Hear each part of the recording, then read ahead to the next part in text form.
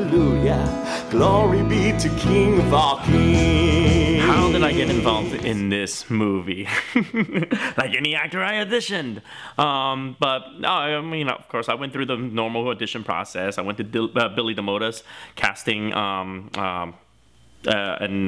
through my agent, Baron Entertainment. Shout out for them.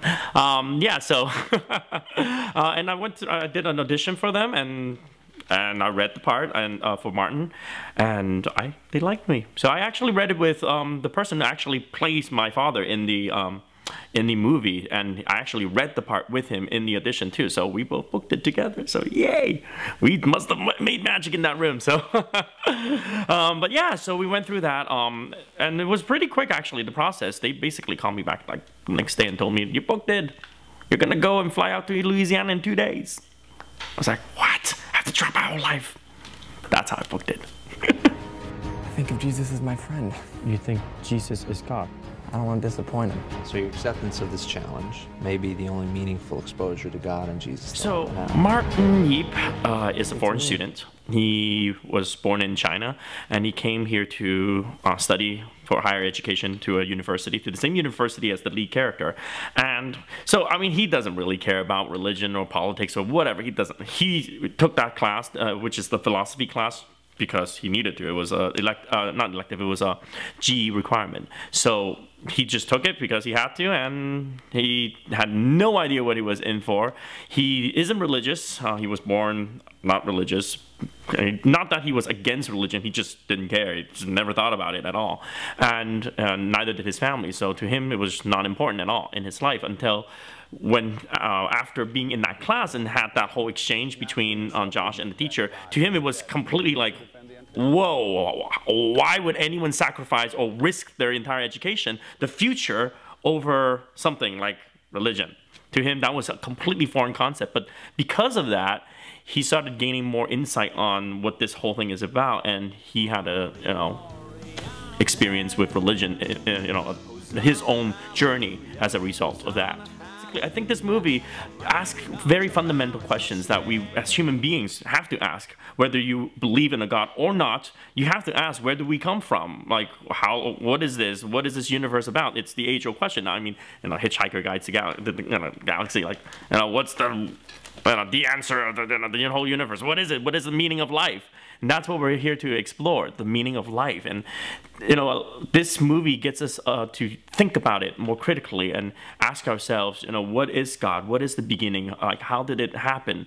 Between what's some of the greatest minds in the world on both sides, what they have to say and what they have to think. And it's a way to just get started. So I think that's why it's pretty important. When I first found out, when I first booked the movie and I found out that both Hercules and Superman were in it, because it's Kevin Sorbo and Dean Cain, so I was like, oh my gosh, Hercules and because I saw those when I was a kid, and I was like, oh my gosh, I'm in the movie, and I told my friends, and like, oh my gosh, you're in the movie with Hercules and Superman, so I was like, yay! But yeah, so I mean, it was really cool because I got a chance. Most of my scenes were with Kevin Sorbo and Shane Harper. He is best known for Good Luck Charlie, so a lot of like the younger generation knows him, and so we had a lot of time hanging out. So and it's really cool because talking to Kevin, and Kevin's just a really, really nice guy. He's very chill, he's very down to earth, and it was great chatting with him and talking religion and talking politics and all that stuff with him. So it was great. So I mean, there were a lot of fun stuff. Like outside on set and off set too, because I got some time to spend. Like we had a day off, so Shane and we went around town and explored Louisiana. We took an airboat tour, and it was this Cajun cowboy thing. This guy, because it was me, Shane, and his father, because his father visited. We just flew. He flew down the bayous, and it was just like the craziest ride of my life. It was one of them. Yeah, it was kind of pretty insane. But in terms of on set, though, we had some really fun stuff. Because one of my character has the line of the movie, God's Not Dead. I actually get to say that line and start the revolution. But it's shooting that scene, because we were in the class and there was a classroom, And Shane's character, Josh, was giving his final appeal to the class, like why he believes in God and why God is not dead.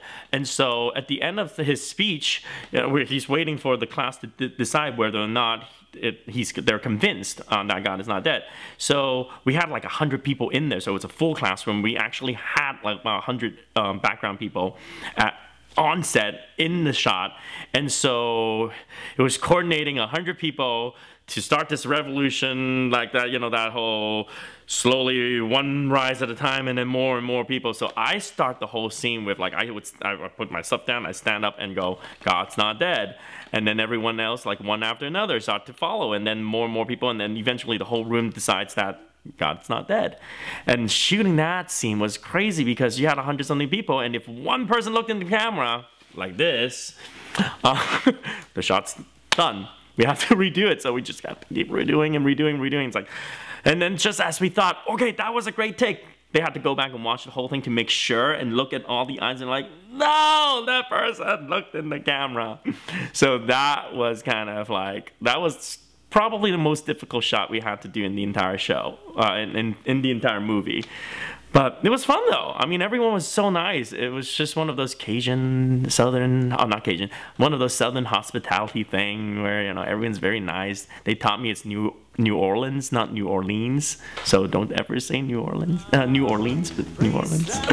But yeah, now that the movie's done and what I'm excited about next, well, I've got, aside from the movie, actually, I just released one of my singles this month too. So it's Hosanna Hallelujah. You can get it on iTunes, Amazon, or all the online retailers.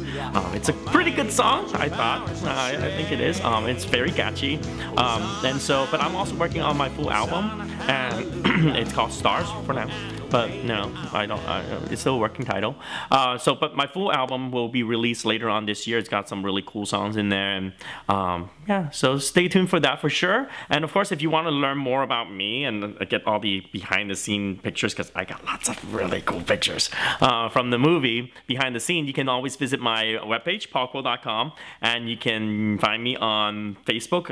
It's /paulquo fan page, or on Twitter @paulquo, and also on Instagram /paulquo.